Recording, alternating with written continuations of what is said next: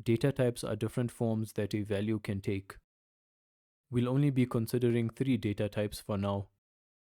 The first type are strings, which are defined using either single quotes or double quotes.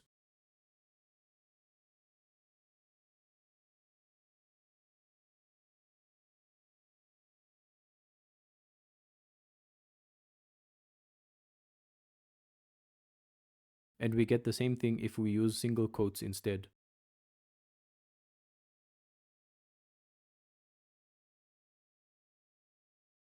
Another data type is a number,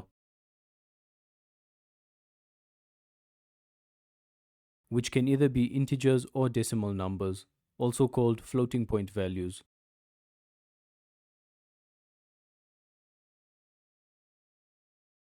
The last data type is called a boolean, which can be one of two values, either true or false.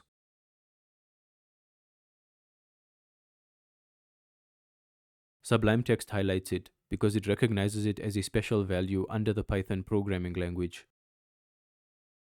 It must start with a capital letter. This is not the same thing.